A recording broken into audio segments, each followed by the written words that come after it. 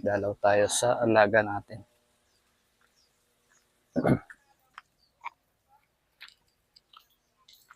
So, walang feeds ang alaga natin. So, napakain ko siya ng first time sagmaw.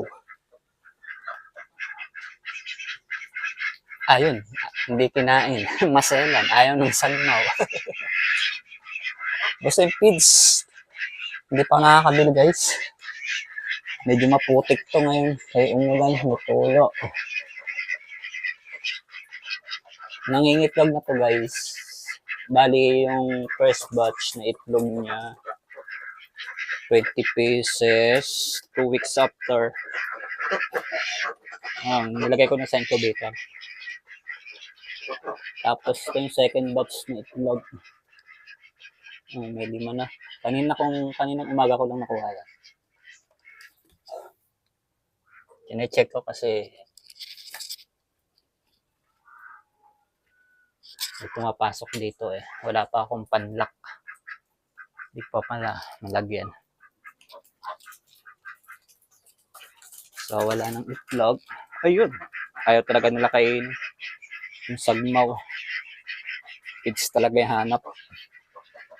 Mag-garden muna tayo guys.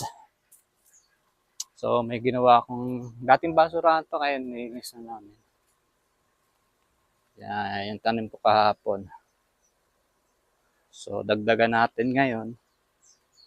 Panibago tayong tatanim. Habang wala pa yung biyahe natin. Alas 12 pa yung biyahe natin.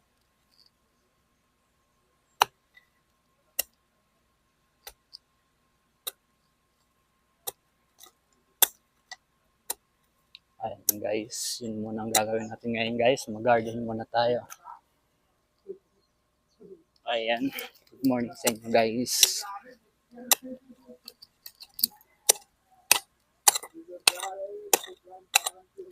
Naiwan ko pala yung kutsilyo ko. Wait lang.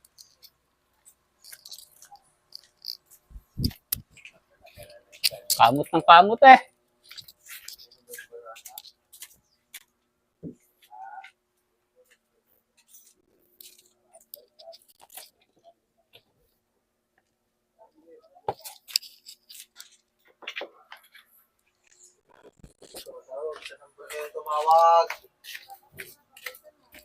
Buti pa sila nakabiyahe na.